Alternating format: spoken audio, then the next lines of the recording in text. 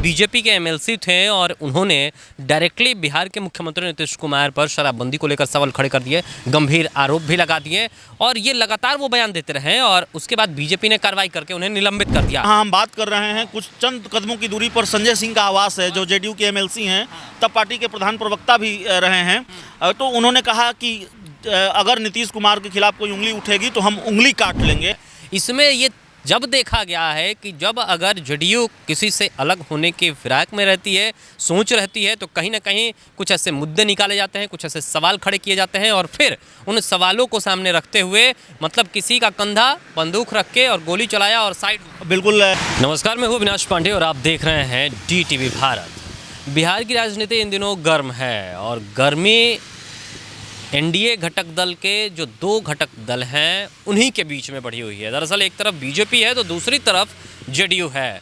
अब बीजेपी के एक बड़े नेता यानी कि बीजेपी के उप मुख्यमंत्री कह लीजिए तारकिशोर प्रसाद पर आपत्तिजनक बयान दे दिया था जेडीयू नेता ने और उसके बाद अब एक बार फिर से बीजेपी की तरफ से पलटवार हुआ है और एक बड़ा बयान सामने आया है। यहाँ तक कि दिमागी संतुलन खराब होने की बात भी कही है बीजेपी ने। अब ये किसके बारे में कही है आप लोग समझ रहे होंगे, गोपाल मंडल के बारे में। हमारे साथ हमारे सहयोगी अभिषेक हैं। अभिषेक, एक तो हम जिस पथ पर खड़े हैं ये राजवंशी नगर का इलाका है और ये वीवीआईपी इलाकों में शुमार है। देखिए ये जो घर है ये उपसभापति का घर है। इधर आप चलिएगा तो तमाम जो मंत्री हैं और खुद पीछे अगर जाएंगे तो नीतीश कुमार हैं और आरसीपी सिंह का घर बगल में। ये तो ये गलियारा ही राजनीतिक गलियारा कहा जा सकता है और इसी गलियारे में सरगर्मी अगर तेज है तो फिर हमने सोचा कि क्यों ना यहीं से एक वीडियो बनाया जाए अपने दर्शकों के लिए।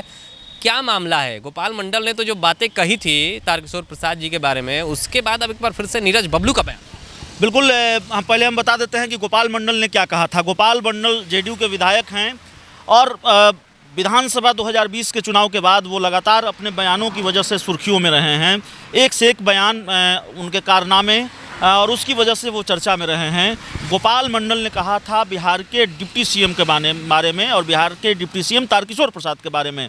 उन्होंने कहा था कि बिहार के डिप्टी सीएम तारकिशोर प्रसाद पैसा वसूलने आते हैं, यानी अपने इलाके में कहा था कि मेरे इलाके में मेरा जो विधानसभा क्षेत्र है वहाँ आते हैं पैसा वसूलने और उनको इस्तीफा दे देना चाहिए। और इससे एक कदम आगे जाकर जब हमने उनसे प्रतिक्रिया लेनी चाहिए, हमने उनको फ़ोन किया, फ़ोन पर हमारी बातचीत हुई। आपने खुद बातचीत? बिल्कुल बातचीत की। उन्होंने कह दिया कि डिप्टी सीएम तारकिशोर प्रसाद फालतू के डिप्टी सीएम हैं, उनको इस्तीफा दे देना चाहिए। तो अपने सहयोगी दल के बड़े नेता अपनी सरकार के डिप्टी सीएम के बारे में अगर कोई सत्ताधारी पार्टी का विधायक कह रहा हो तो जाहिर तौर पर गर्माहट बढ़नी थी। और आज बहुत महत्वपूर्ण बयान आ गया है बीजेपी कोटे से बिहार सरकार में पर्यावरण मंत्री हैं नीरज कुमार बबलू का। नीरज कुमार बबलू ने कहा है कि दिमाग खराब हो गया है, मानसिक संतुलन ठीक नहीं है जेडीयू के जो विधायक हैं गोपाल मंडल, और उनके खिलाफ जेडीयू को कार्रवाई करनी चाहिए। तो मानकर चलिए कि जिस तरह से कहा गोपाल मंडल ने, और मैंने पूछा गोपाल मंडल से, मैंने पूछा, ये बात बतानी बहुत ज़रूरी है, बहुत दिलचस्प है। मैंने गोपाल मंडल से पूछा कि आप अपनी ही सहयोगी दल के बड़े नेता के खिलाफ इस तरह की टिप्पणी कर रहे हैं, आपको नहीं लगता कि आपके और जेडीयू के बीच, बीजेपी और जेडीयू के बीच खटास और बढ़ेगी? उन्होंने कहा कि कुछ नहीं खटास बढ़ेगी, मैं बिल्कुल कह रहा हूं और वो फालतू के डिप्टी सीएम हैं। तो डंके की चोट पर गोपाल मंडल ये कर रहे हैं, सत्ताधारी पार्टी के विधायक होते हुए सरकार के डिप्टी सीएम यानी कि सरकार के उप मुखिया के खिलाफ इस तरह की बात कर रहे हैं। तो जाहिर तौर पर नीरज कुमार बबलू का बयान आया है, एक तरीके से सेकंड इन कमांड ही है। बिल्कुल और बीजेपी की प्रतिक्रिया आनी थी। बीजेपी बिल्कुल तिलमिलाई हुई है, एक तरह से बीजेपी भड़की हुई है और सीधे तौर पर बीजेपी ने मांग की है जेडीयू से कि गोपाल मंडल के खिलाफ कार्रवाई होनी चाहिए। गोपाल मंडल का मानसिक संतुलन ठीक नहीं है। क्या ये कार्रवाई होगी, ये बड़ा सवाल है। सवाल इसलिए मैं बड़ा कर रहा हूं क्योंकि इसी तरीके से टुन्ना पांडे, नाम सबको पता होगा, बीजेपी के एमएलसी थे और उन्होंने डायरेक्टली बिहार के मुख्यमंत्री नीतीश कुमार पर शराबबंदी को लेकर सवाल खड़े कर दिए, गंभीर आरोप भी लगा दिए और ये लगातार वो बयान देते रहे और उसके बाद बीजेपी ने कार्रवाई करके उन्हें निलंबित कर दिया। तो ये सवाल बड़ा महत्वपूर्ण हो जाता है कि क्या इस तरीके से जब बयानबाजी एक बड़े कद के नेता पर की जा रही है और वो भी मुझे नहीं लगता है कि फालतू का सीएम, डिप्टी सीएम कह देना, ये किसी तरीके से मतलब आप टिक्का टिप्पणी करें, आप कटाक्ष करें, विरोध करें, वार पलटवार हो, ये समझ में आता है। लेकिन इस तरीके से पर्सनली किसी पर अटैक करना, मुझे नहीं लगता है कि ये राजनीति की किसी तरीके से विरासत हो सकती है। और इसमें जो होगा क्या कार्रवाई होगी? नहीं, एक बहुत ही महत्वपूर्ण घटनाक्रम का जिक्र आपने किया है और बहुत ही महत्वपूर्ण बात कह दी है। एक तरह से आपने जो कुछ भी कहा है उससे उससे ये तय होना है कि बिहार में एनडीए में या सरकार में बीजेपी की हैसियत क्या है, बड़ा भाई होते हुए भी। आपने बहुत महत्वपूर्ण बात कही है। आपने ये कहा कि टुन्ना पांडे जो बीजेपी के एमएलसी थे, उनके खिलाफ शायद कार्रवाई भी हुई और निलंबित कर दिया। एमएलसी अब भी हैं। उन्होंने लेकिन पार्टी से हाँ पार्टी से तो उन्होंने कहा नीतीश कुमार को लेकर कोई टिप्पणी की। तो यहाँ बगल में जहाँ हम बात कर रहे हैं, कुछ चंद कदमों की दूरी पर संजय सिंह का आवास है, जो जेडीयू के एमएलसी हैं, तब पार्टी के प्रधान प्रवक्ता भी रहे हैं। तो उन्होंने कहा कि अगर नीतीश कुमार के खिलाफ कोई उंगली उठेगी तो हम उंगली काट लेंगे। और इतना गुस्सा टुन्ना पांडे के इस बयान पर कि बीजेपी को कार्रवाई करनी पड़ी। अब मामला यहाँ ये है कि आप जेडीयू के विधायक पाले में गेंद है जेडीयू के। अब देखिए यहाँ तो सीएम पर टिप्पणी की गई थी बीजेपी के एमएलसी के खिलाफ, यहाँ मामला ठीक वैसा ही है। बीजेपी के विधायक ने डिप्टी सीएम के खिलाफ टिप्पणी की है, जेडीयू के विधायक ने डिप्टी सीएम के खिलाफ टिप्पणी की है। तो मामला बिल्कुल बराबर है। वहाँ तो कार्रवाई हो गई थी, यहाँ कार्रवाई होगी कि नहीं होगी, कार्रवाई की मांग की जा रही है। इसको अभी तक तो मांग भी कोई कार्यकर्ता या फिर पार्टी के कोई छोटे नेता नहीं कर रहे हैं। बात मांग कर रहे हैं, अगर नीरज मबलू मांग कर रहे हैं या वो कह रहे हैं, तो पार्टी से कोटे के बिहार में मंत्री हैं बिल्कुल। और इससे आप इसको समझ सकते हैं, इस बात के ये संकेत हैं कि इस मामले को लेकर जिस तरह से बयान सामने आया है, आप समझिए कि स्थिति तनावपूर्ण है। जो रिश्ते हैं बीजेपी और जेडीयू के बीच और तल्ख हो गए हैं। हमने पूछा भी था गोपाल मंडल से, जैसा कि मैंने बताया, उन्होंने कहा कि नहीं बिल्कुल फालतू के डिप्टी सीएम है। तो गोपाल मंडल तो बेपरवाह हैं और एक बयान का मामला नहीं है। अगर मुझे ठीक से याद हो तो उन्होंने नीतीश कुमार को लेकर भी कुछ बयान दिया था। उसके बाद आपको याद होगा कि वो मंदिर में पहुंच गए थे और ज़बरदस्ती उसको खुलवाने की कोशिश कर रहे थे। तो अपने बयानों से, अपने कारनामों से गोपाल मंडल चर्चा में रहे हैं। अब तक तो कार्रवाई नहीं हुई है।